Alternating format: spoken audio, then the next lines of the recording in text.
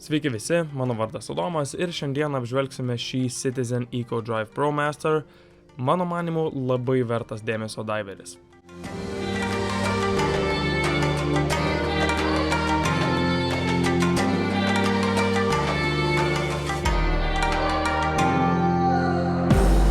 Taigi šiandieną turime laikrodį, kurio stilius yra man labiausiai prie širdies ir tai yra nardymo tipo laikrodis. Šio laikrodžio dizainas ir aplamai paskirtis mano manimu yra labai unikali ir nors greičiausiai nei vienas iš mūsų pilnai neišnaudos šio laikrodžio galimybių nardyme, vis tiek gera žinoti, kad jis gali atlaikyti didesnės apkrovas ir apskritai, kad yra tvirčiau sudėtas nei, sakykime, Daniel Wellington laikrodis. Citizen įmonė laikrodžių pasaulyje yra be galo gerbiama, o šis modelis yra vienas labiausiai pasisekusių, kadangi ne tik tobulai atlieka savo paskirtį, bet kartu ir labai gražiai atrodo ir visą tai savaime aišku atsiliepia ir pardavimuose. O man šitas laikrodis aplamai yra vienas gražiausių ir jau senai noriu turėti jį savo kolekcijoje.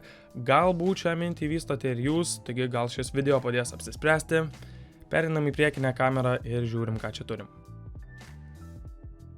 Visų pirma, dėžutė labai paprasta, pilka ant juodos, tiesą sakant, nieko ypatingo, bet, kaip sakau, dėžutės ant riešo nenešiosi.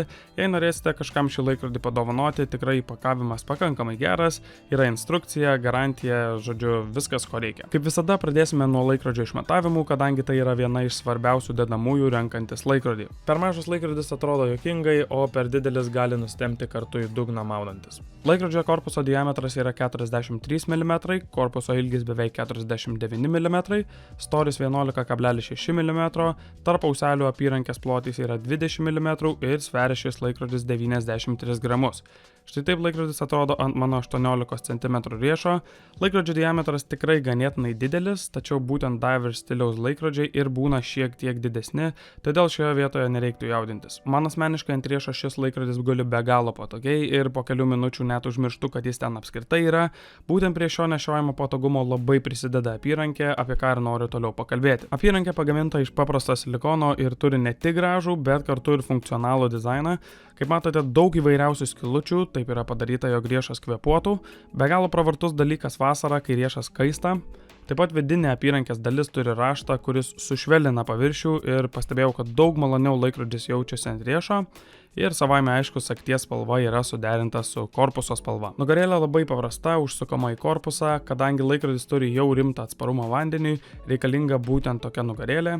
Turime kelis užrašus, tiesiog atrodo tvarkingai. Perinant prie pačio korpuso, ne veltui pasirinkau būtent šią spalvą.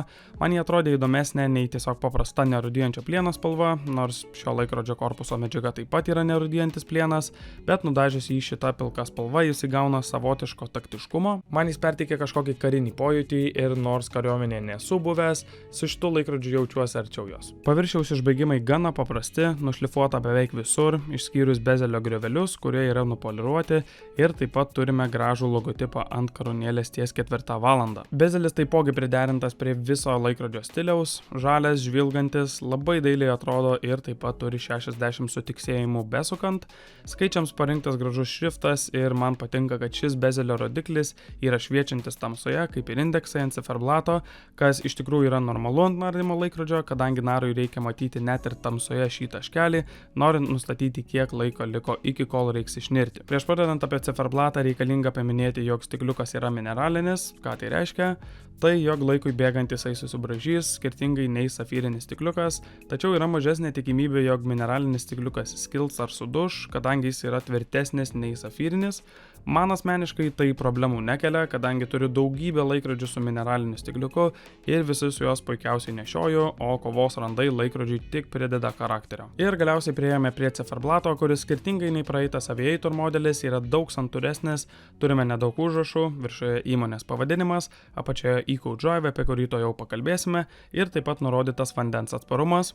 Toliau seka indeksai, kurie ne tik įdomiai atrodo, bet kartu yra ir pakelti, o ne tik atspausdinti ant ciferblato, kas prideda šiek tiek gilumo pačiam laikrodžio veidui. Rodiklės labai paprastos, tačiau tinkančios šiam dizainui ir galiausiai turime datos langelį ties 4 valandą.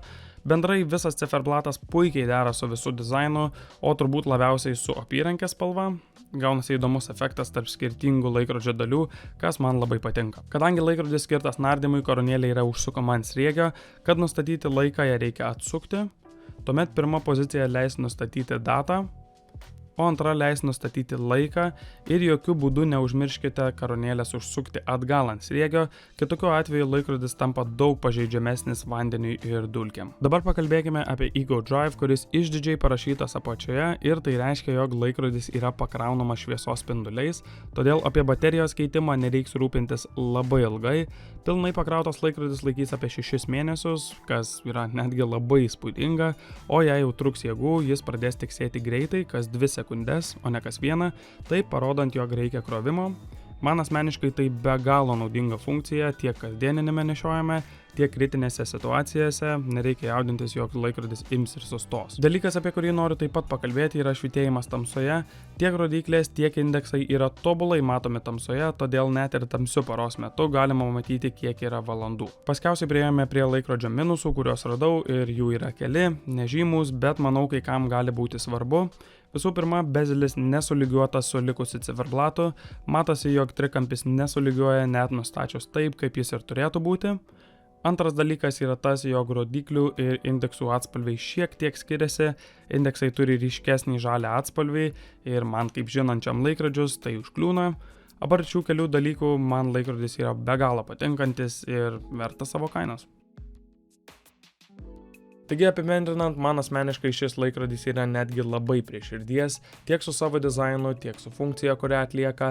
Mano manymu, jis atlieka viską, ką turi kuo puikiausiai ir prie viso to yra be galo praktiškas dėl galimybės pasikrauti šviesoje. Ir beje, spalvų ir dizainų šio laikrodžio laikrodžiai.lt svetainėje yra daug ir įvairių, taigi jei nepatinka ši variacija, tikrai yra iš ko rinktis. Labai ačiū, kad skyrėte man savo laiką ir žiūrėjote. Iki.